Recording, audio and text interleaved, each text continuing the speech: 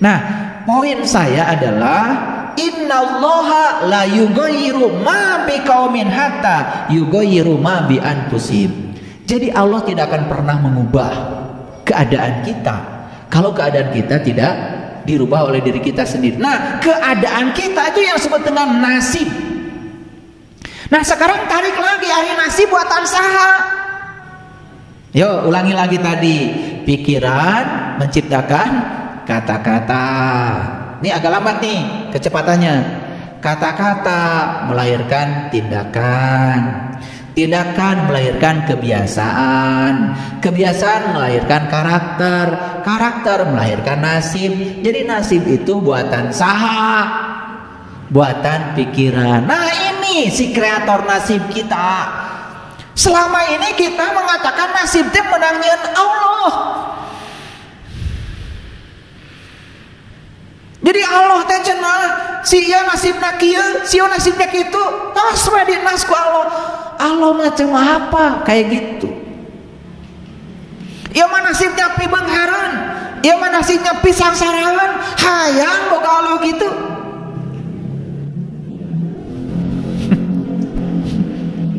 Ayo kita tarik salah kaprahnya ya. Jadi Allah itu menyediakan kebahagiaan yang sama buat semua orang. Allah tuh menyediakan waktu yang sama buat semua orang. Waktu Anda dengan waktu saya sama kan 24 jam. Cek Allah teh mani masa poe geus we 12 jam. Tasi ya mah 18 jam enggak. Semua kita diberi waktu yang sama 24 jam. Ayo kurang gimana Allah? Disediakan ruang yang sama, disediakan kesempatan yang sama, disediakan rezeki yang sama. Kenapa rezeki saya berbeda? Salah maneh nyokotna. Atuh da batur hudang kana maneh mah geus sare. Batur teh sudang maneh mah sare keneh. Rek teu robah kumaha nasib. Nah, kita itu suka menyalahkan pihak lain, menyalahkan orang lain, betul nggak? Iya, kalian mah kebiasaan, ya tidur pegel leher, salah bantal, cencek bantal teh, mana nu sare?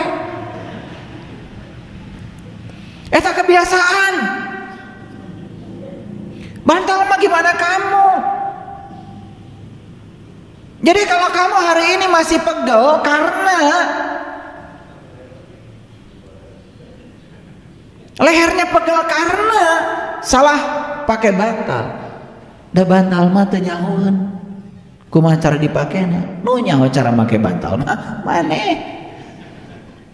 Ieu geus sare sabaraha taun can bisa keneh make bantal kumaha.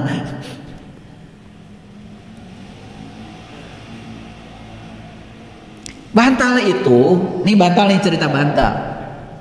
Ini harus diajarin, bantal aja belum bisa. Saya nggak ngerti ini mau gimana hidup. Iya. Bantal itu ya coba beli bantal itu yang mahal. Gimana caranya? Jangan berpikir mahal, berpikir kabeli. Bantal itu jangan yang kapuk, batuk-batuk, karena ada debu. Nah, kalau yang sekarang sebut aja latex lah. Jadi bantal itu mengikuti anatomi tubuh kita. Tong teuas teuing, tong hipo teuing. Makanya bantal itu ada yang latex. Kalau latex itu ya, kalau kita sudah nempel, nah bentuk dia akan membentuk kepala kita sehingga ini dengan ini tersanggah. Rada mahal yang itu memang. Ipis bantalnya itu nggak tebel. Ima bantal tilu, ya tidurnya gini, reko makan naik matu darah, maka udang sare lalieur. Tapi begitu liar teh nyalakan bantal, cek bantal rek make bantal tilu, rek make bantal dua, kan maneh make oge, kumaha ieu teh. Ini urusan bantal aja mungkin kalau ada pelatihan khusus. Aduh, saya lihat itu orang tuh tidurnya morongkol gitu ya. Kemudian bantal tuh malah dipegang. Kumaha sare gitu. Iya, nangkuban. Ya Allah. Kan kalau nangkut berarti apa? Kalau tengkurap kan jadi tertekan ya. Paru-paru tertekan, jantung tertekan. Ya udah sare liar. Karena apa? Otak kurang oksigen. Jadi posisi tidur juga ada ilmunya. Yang namanya deep sleep itu ya, itu kalian harus belajar. Karena kualitas tidur menentukan kualitas hidup. Gagal fokus terus. Dasare nang ngimpi wae. Make bantal wae salah. Ulangi dulu. Jadi Allah tidak akan mengubah keadaanmu kalau kamu tidak mengubah keadaanmu sendiri. Nah, keadaanmu itu nasib. Jadi mengubah nasib, rubah tah pikiran. Pikiran mana? Dah pikiran.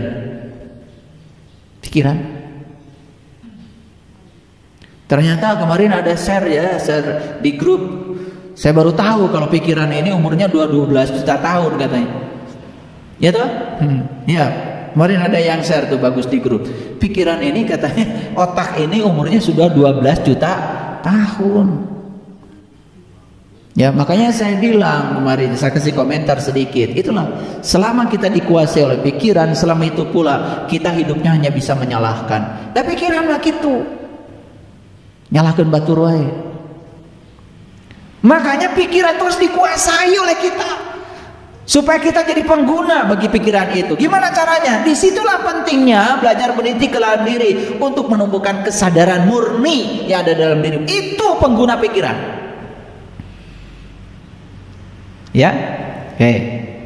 Baik, kita lanjutkan. Ada ayat lain nih. Ini sebetulnya baru pembukaan ini ya. Belum masuk ke masalahnya. Ya, kita lihat ayat lain, Quran surat Ali Imran ayat 179.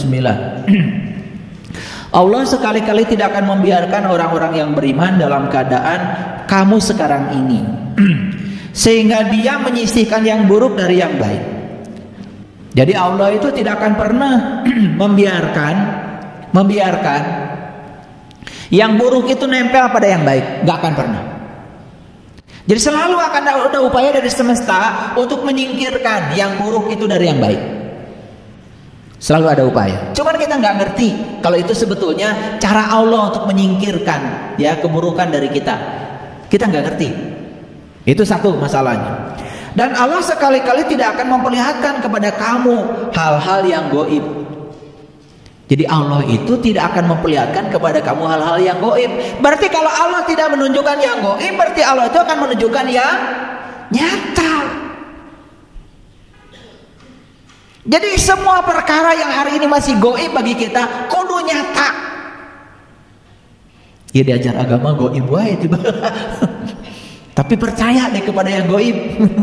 No gaib deh, hese percaya lamun can nyata. Mungkin nanti saya harus bicara tentang martabat 7 alam nanti. Nih, kasih catatan aja sekarang. Jadi Allah tuh saking ingin dikenal, dari yang martabat pertama Allah sebagai ahadiyah itu turun sampai jadi insan kamil. Saking ingin dikenal Allah itu. Nah, nanti ada khusus ya, kuliah martabat 7 alam nanti. Kalau saya bahas sekarang nggak cukup waktu. Karena temanya ini terlalu luas. Baik, kita lanjutkan. Akan tetapi Allah memilih siapa yang dikehendakinya di antara rasul-rasulnya. Nih, ada kalimat yang bagus. Allah itu tidak akan memperlihatkan kepada kamu hal-hal gaib. Nah, kalau yang gaib ingin nyata, maka Allah itu sudah memilih siapa yang dikehendaki dari rasul-rasulnya. Jadi tugas Rasul teh berarti sederhana. Untuk mengajarkan yang gaib jadi nyata, teta. Jadi kalau yang gaib kene nepi kaki wari, bukan Rasul berarti. Dan Rasul mah bisa mengajarkan yang gaib dan jadi nyata ke hati. Paham? Gitu. Karena itu berimanlah kepada Allah dan Rasulnya. Nah, makanya disitulah. Jadi siapa Rasul itu? Rasul itu adalah utusan Allah yang ditugasnya membawa kita kepada Allah. Yang tadinya Allah gaib, setelah ketemu Rasul, Allah tuh jadi nyata. Eta Rasul. Makanya beriman jadi dua, satu beriman pada Allah, yang kedua beriman pada Rasulnya. Sebetulnya ini lebih dalam lagi dari itu, cuman kalian gak akan ngerti. Udah sampai sini aja dulu. Gak akan ngerti. Saya juga udah lihat dari wajahnya. Gak mungkin saya naik lagi. Stop sampai di situ. Ya. Dan jika kamu beriman dan bertakwa, maka bagi kamu ada ajrun adim. Nah ini saya sengaja ini tidak saya ubah, hanya ingin menunjukkan setiap kata ajrun dalam Al-Quran selalu diterjemahkan pahala. Padahal ajrun itu adalah zat, zarah, partikel. Jadi ajrun adim artinya adalah zatnya yang maha agung. Jadi siapa yang beriman dan bertakwa kepada Allah, maka dia akan mendapatkan zatnya Allah yang maha agung. Artinya apa? Dia akan mengenali Allah lebih dalam lagi. Itu maksudnya. Itu sebetulnya yang sering diterjemahkan pahala selama ini itu bahasa Arabnya itu ajrun. Makanya saya tidak terjemahkan, tidak dirubah terjemahnya. Biarkan seperti itu. Tapi saya berikan komen sedikit supaya mengerti. Paham? Oke. Baca lagi ayat yang lain. Nah, ini ada beberapa ayat sengaja saya munculkan di sini. Ini Quran surat Al-Fat ya, 27. Ini keren sekali. Al-Fat itu bukan kemenangan. Tolong dikoreksi itu, karena banyak terjemahan Quran yang mengatakan Al-Fat itu kemenangan. Al-Fat itu keterbukaan, keadaan terbuka. Jadi dari Al-Fatihah, Al-Fatihah kan pembuka. Jadi Al-Fat itu adalah keadaan terbuka. Setelah ketemu Al-Fatihah, baru kita akan memasuki keadaan terbuka. Itu Al-Fat namanya. Jadi Quran surat Al-Fat itu isinya cerita tentang pengalaman bagi yang sudah terbuka. Terbuka apa ya? Terbuka penglihatan kolbunya kepada Tuhan. Oke, kita lihat ayat ini. Sesungguhnya Allah akan membuktikan kepada Rasulnya tentang kebenaran mimpinya dengan sebenar-benarnya, bahwa sungguhnya kamu pasti akan memasuki Masjidil Haram. Jadi tugasnya Rasul itu adalah mengantarkan kita ke Masjidil Haram. Masjidil Haram itu adalah tempat asal kita hakikatnya. Makanya manusia itu berjalan ilal Masjidil Haram, minal Masjidil Haram ilal Masjidil Aqsa. Maaf ya, Masjidil Haram itu adalah rahim ibu kita. Masjidil Aqsa itu adalah tempat yang jauh, sejauh kita mencari. Kalau kita bertemu dengan seorang guru yang akan mengantarkan kita kembali menemukan pengalaman persis seperti saat kita di rahim, itu namanya Masjidil Aqsa.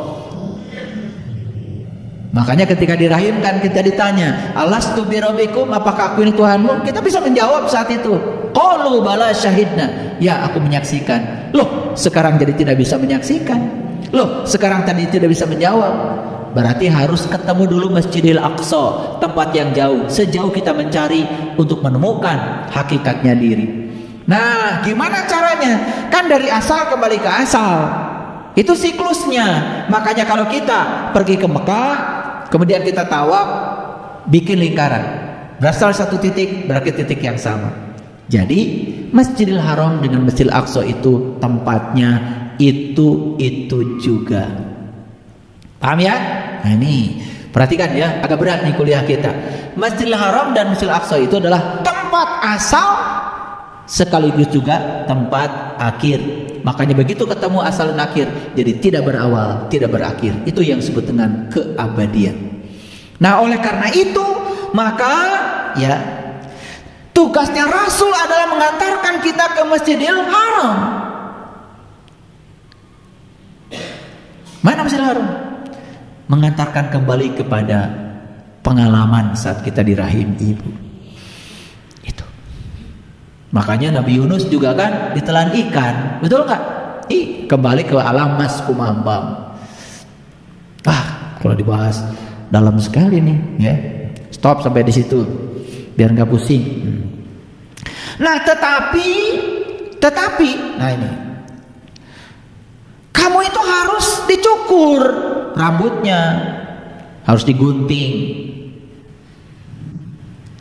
Ini sederhana nih, lihat saya semua. Jadi menurut Quran ini, syarat memasuki Masjidil Haram itu harus cukur rambut. Kalau di Mekah haji justru kalau sudah selesai semuanya baru cukur rambut. Nah, itu bedanya. Di ayat ini dikatakan kalau mau masuk Masjidil Haram kamu harus cukur rambut.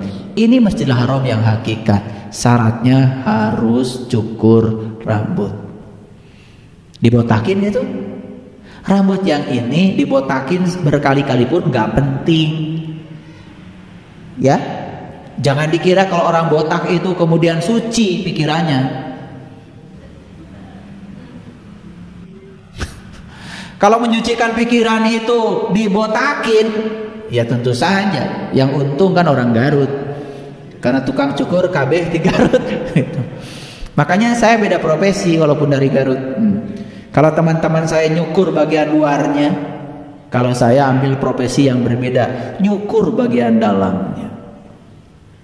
Jadi kalau ingin memasuki Masjidil Haram yang hakikat, syaratnya satu, cukur rambutmu di bagian dalam.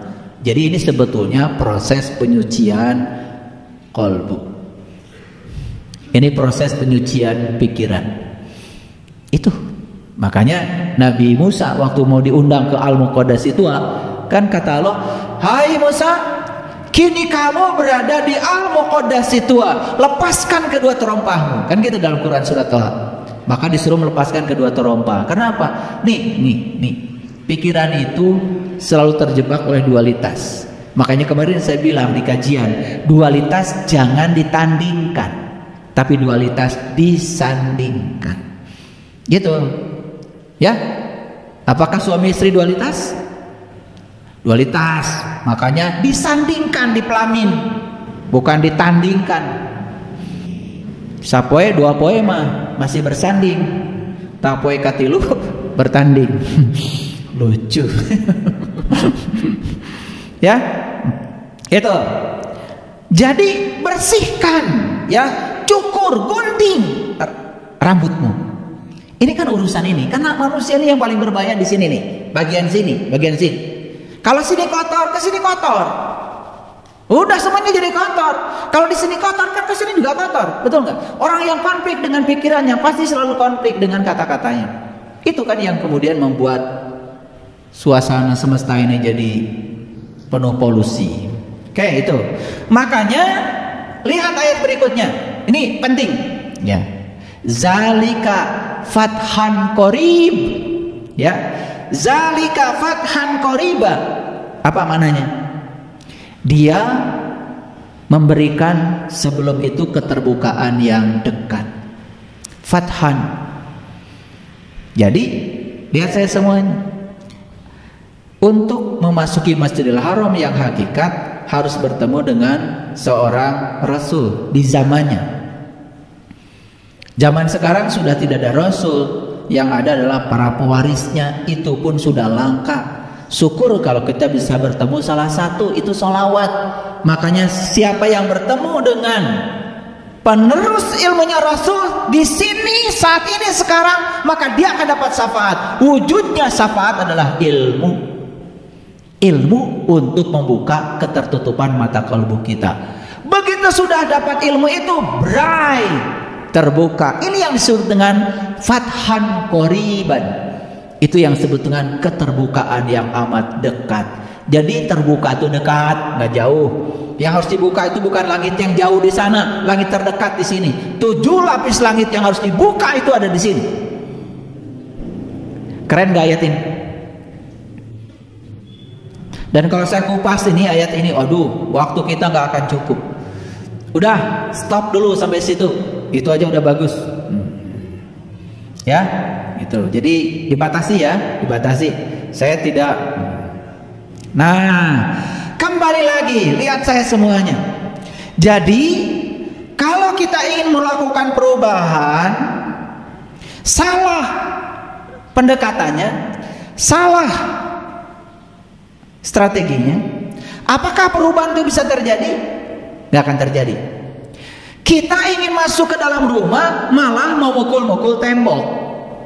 Walaupun tangan kita ini sudah berdarah-darah mukul-mukul tembok, tembok tidak akan berubah menjadi pintu, dan kita tetap tidak akan bisa masuk. Perubahan tidak akan terjadi. Oke? Nah, selama ini jangan-jangan kita ini maaf, ngaji sudah, baca Quran sudah, sholat sudah, haji sudah, umroh bolak-balik, ya kan? Semua hal sudah dilakukan, tapi kenapa perubahan tidak terjadi? Jangan-jangan kita ini sebetulnya salah pantok. Itu maksud saya teh. Jadi pantok yang mau dimasukinya itu salah, bukan itu. Makanya kenapa ada doa di Quran, ya Allah, ya, masukkanlah aku dengan cara yang benar dan keluarkan aku dengan cara yang benar. Sing apa pantona?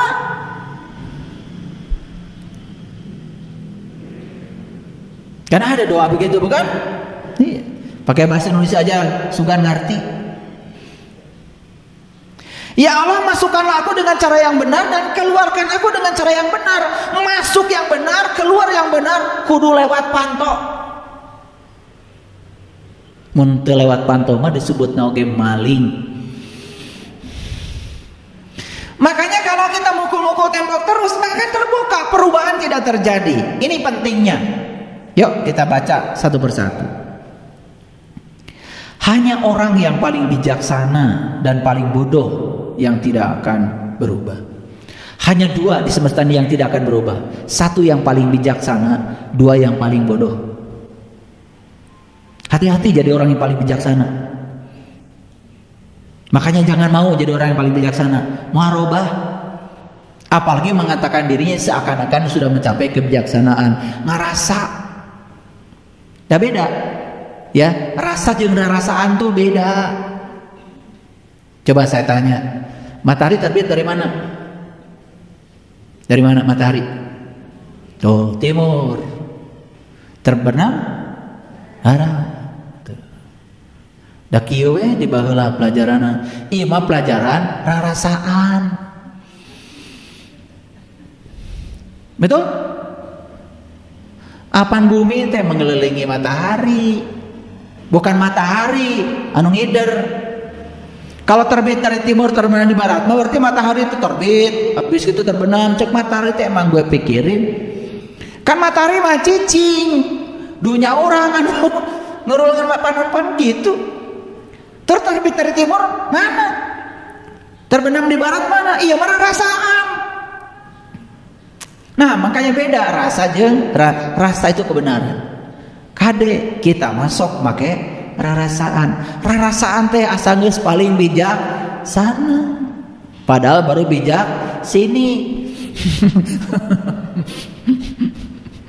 Paham maksud saya? Hanya dua yang tidak akan berubah. Satu orang yang paling bijaksana, dua orang yang paling bodoh. Nah, siapa orang yang paling bodoh? Hati-hati. Orang yang paling bodoh bukan orang yang tidak sekolah, bukan orang yang tidak masuk perguruan tinggi, bukan sekolahnya tidak S3, bukan. Orang yang bodoh itu orang yang tidak sadar kalau dirinya bodoh.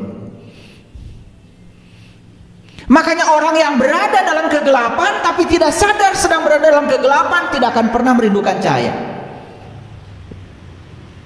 Yang paling berbahaya di dunia ini adalah orang yang bodoh tapi tengah rasa bodoh.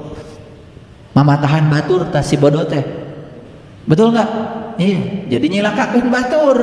Betul nggak? Iya. Banyak kan yang ngajaknya sama kita kan. Ayo. Kita ke surga. Bapak irati itu tacan bapak oge.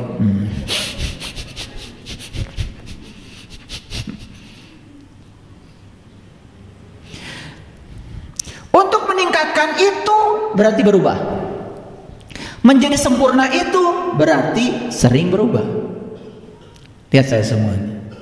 Tidak mungkin untuk meningkatkan kualitas diri tidak berubah, nggak mungkin. Dan untuk menjadi sempurna malah harus sering terjadi perubahan.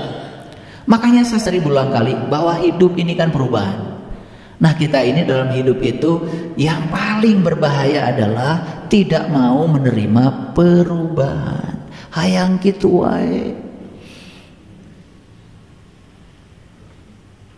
Makanya kecerdasan adalah kemampuan beradaptasi terhadap perubahan. Jadi siapa orang yang cerdas? Yang adaptif terhadap perubahan. Jadi setiap perubahan dia selalu saja menari, ya, menari terus bersama dengan perubahan itu. Itu orang yang paling cerdas. Awas, saya tidak berbicara orang yang paling pintar. Orang pintar makanan orang licik kok. Tapi orang cerdas tidak akan dimakan siapapun. Makanya saya bilang orang bodoh makannya orang pintar dimakan orang licik dimakan oleh orang jahat. Tapi orang cerdas nggak akan dimakan siapapun. Karena orang cerdas itu orang yang sadar. Ya, saya cerita tadi sama ayat-ayat. Disuruh menandatangani sesuatu, ya, di sebuah proyek, uangnya besar, bahkan dibesarkan lagi dari yang ditawarkan semula. Beliau nggak mau tanda tangan. Kenapa? Beliau tahu buat apa uang itu, walaupun besar, kalau itu tidak berkah. Makanya lihat beliau tuh, usianya seperti ini sehat aja. Itu ketegasan diri.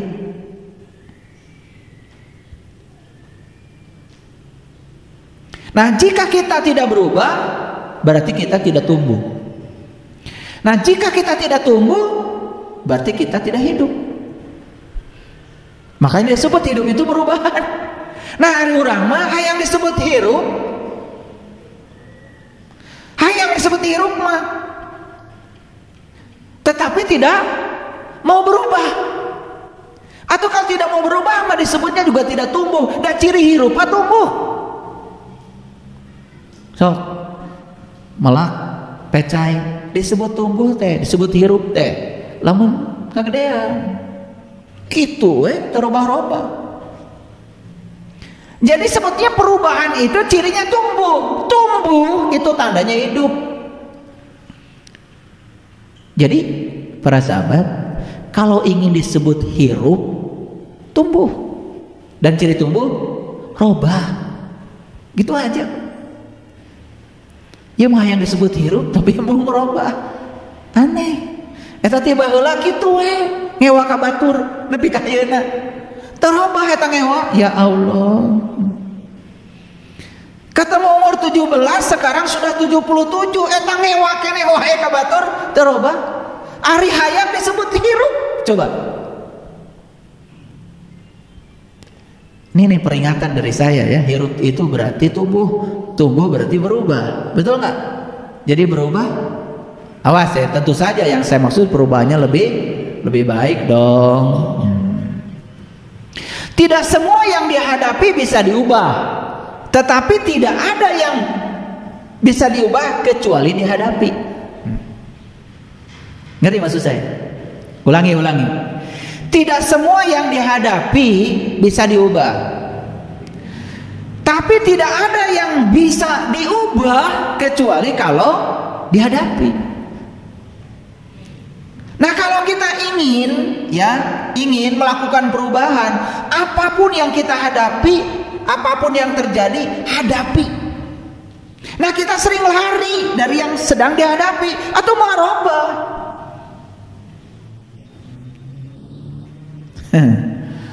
Liar sekalian.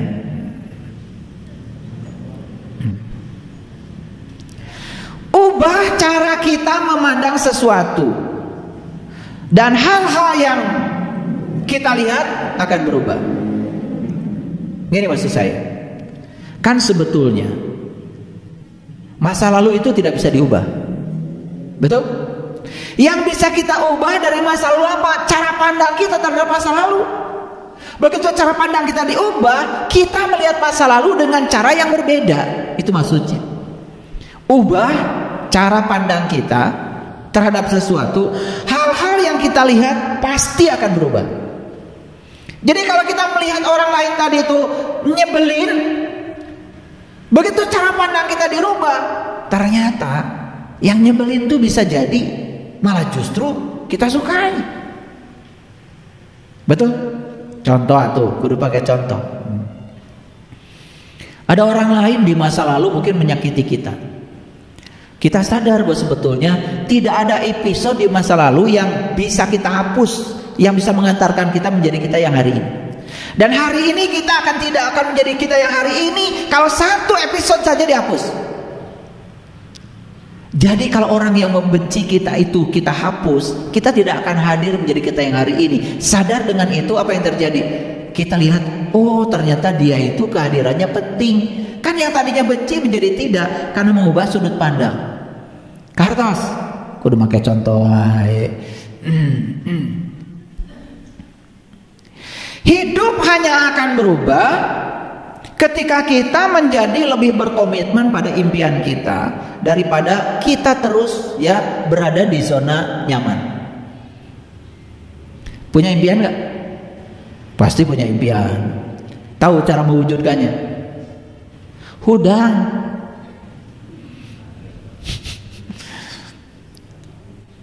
Kalau punya impian ingin cepat terwujud, bangun tidurnya. Itu aja kok. Hidup itu hanya akan berubah ketika kita memiliki komitmen kepada apa? Kepada impian kita, ketimbang kita terus bertahan di zona nyaman. Nah, inilah penyakit manusia. Hayang beunghar, tapi prosesnya nggak mau. Hayang pinter, tetapi prosesnya nggak mau. Belajarnya nggak mau, pengen ujug-ujug aja pinter. Kan banyak yang gitu. Mual jauh jelema kitu pasti datang nanti ka dukun. Mual jauh gitu mah. Iya. Dan pasti habis tuh hartanya yang ada juga. Jadi seni kehidupan ini terletak pada penyesuaian yang konstan dengan lingkungan kita. Saya mau nanya, lingkungan kita berubah? Berubah apa tidak? Berubah. Kalau lingkungan berubah, ya kita menyesuaikan diri pada perubahan yang ada di lingkungan secara konstan. Itulah seni kehidupan. Makanya hidup itu seni sebetulnya. Kalau tahu. Kalau hidup itu seni, berarti hidup indah nggak? Indah. Kalau tahu. Makanya kalau sudah bisa melihat hidup itu indah, punten, jauh di penyakit. Dan yang banyak penyakitnya itu melihat kehidupan ini ruwet. Itu aja sebetulnya. Nah, ketika kita tidak mampu lagi mengubah situasi, sebetulnya kita sedang ditantang untuk mengubah diri kita sendiri. Lihat saya. Kita ingin mengubah situasi di luar diri kita. Tapi nggak robah-robah ya situasi teh. Itu